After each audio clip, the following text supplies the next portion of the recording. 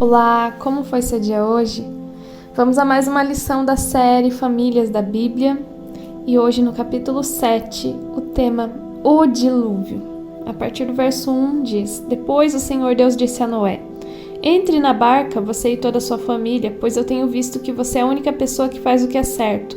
Leve junto com você 7 casais de cada espécie de animal puro e um casal de cada espécie de animal impuro. Leve também 7 casais de cada espécie de ave para que se conservem as espécies que existem na terra, pois daqui a 7 dias eu vou fazer chover durante 40 dias e 40 noites, assim vou acabar com todos os seres vivos que criei. E Noé fez tudo conforme o que o Senhor Deus havia mandado. Noé tinha 600 anos de idade quando as águas do dilúvio cobriram a terra. A fim de escapar do dilúvio, ele entrou na barca junto com seus filhos, a sua mulher e as suas noras, os animais puros e os impuros, os que se arrastam pelo chão e as aves. Entraram com Noé na barca de 2 em 2, macho e fêmea, como Deus havia mandado.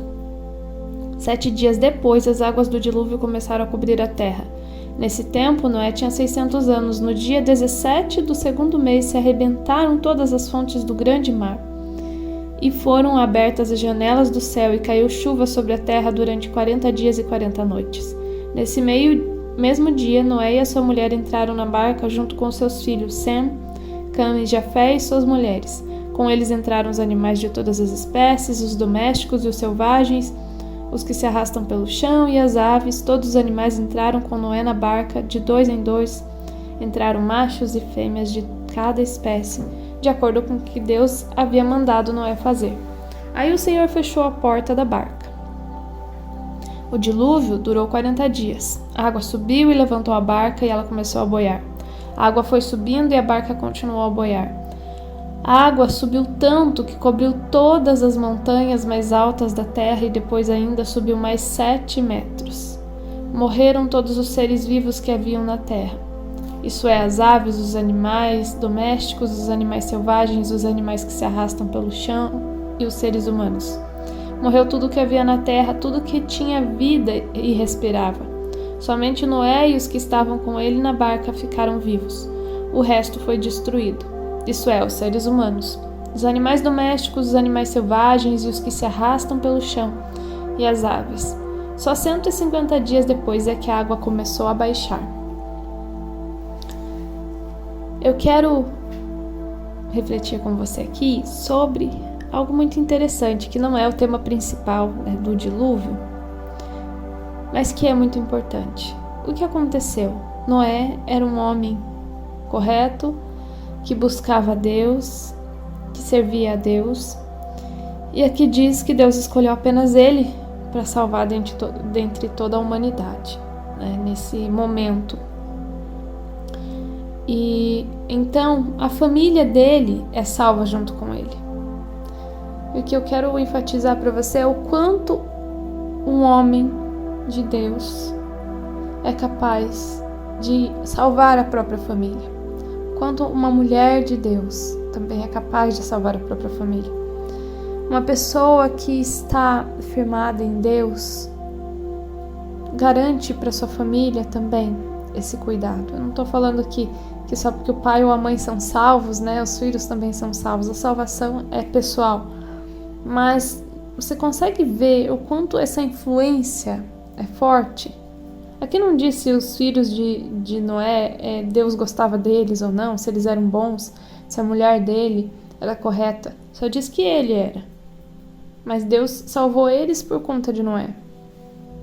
E o comportamento de alguém que segue a Deus também salva a sua família. Salva de muitas, muitas coisas.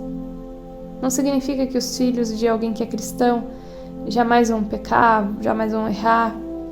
Não significa isso. Talvez eles tomem suas próprias decisões e sejam decisões erradas, mas serão muito menos decisões erradas quando os filhos têm dentro de casa um bom exemplo. Porque tudo que nós fazemos na vida parte do exemplo que nós aprendemos na infância, especialmente até os 7 anos de idade. Tudo que a gente aprende e vê e vive e passa na vida até os 7 anos de idade nos marca profundamente, forma o nosso caráter, forma quem seremos. depois da idade adulta, e os pais precisam estar muito atentos aos exemplos que dão para essas crianças. Pais que realmente trazem um bom exemplo para dentro do lar, porque aqui não é só sobre igreja. Eu conheço muitos casais que priorizavam demais levar os filhos para a igreja, mas dentro de casa o que os filhos viam não era bom. O exemplo não era bom. A forma como o próprio pai, a própria mãe cuidavam de seus problemas não era um bom exemplo. Mas quando pais buscam ser o melhor exemplo para os seus filhos, e com o melhor exemplo eu entendo que é ser humilde.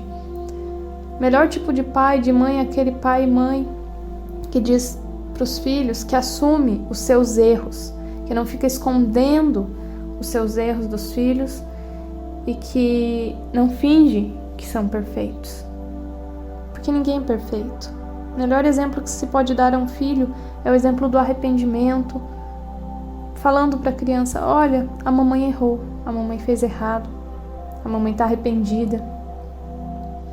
Porque ensinar o arrependimento é muito importante, para que os nossos filhos saibam buscar o caminho correto quando eles errarem. Ensinar eles a temerem a Deus, a serem honestos. Quando você diz para a criança mentir alguma coisa, né? Você não quer que ela fale a verdade para alguém sobre o que está acontecendo, e você começa a ensinar ela a mentir.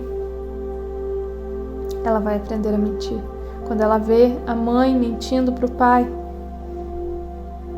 quando ela vê a mãe falando mal do pai ou o pai falando mal da mãe, tudo isso ficará guardado. Todos esses exemplos serão para a salvação dos nossos filhos, para o bem deles, da vida deles, dos relacionamentos que eles terão, ou para o mal. Então, que nós possamos ser mais como Noé e ter uma comunhão com Deus a tal ponto de que a nossa família também seja impactada por isso. Amém? Se você crê na importância disso, faça essa meditação comigo. Feche seus olhos, respire e repita comigo: Senhor Deus, ajuda-me, Pai, a ser o melhor exemplo para minha família. Eu sei que ser um bom exemplo não significa que eu serei perfeita, porque eu não sou, mas que eu possa ter toda a humildade também nos momentos de erro, de pecado, para admitir, para mostrar meu arrependimento, para me corrigir. Que meus filhos vejam isso na minha vida. Que a minha família possa perceber em mim que vale a pena servir ao Senhor, que vale a pena obedecer ao Senhor. Que os meus comportamentos possam repercutir em bem e em bênçãos para a minha família e para as próximas gerações e para as outras e outras ainda que virão. E que as próximas gerações da minha família sejam de pessoas que sirvam ao Senhor, que amem o Senhor, que tenham essa comunhão com o Senhor, assim como eu tenho desfrutado hoje. Em nome de Jesus que eu oro. Amém.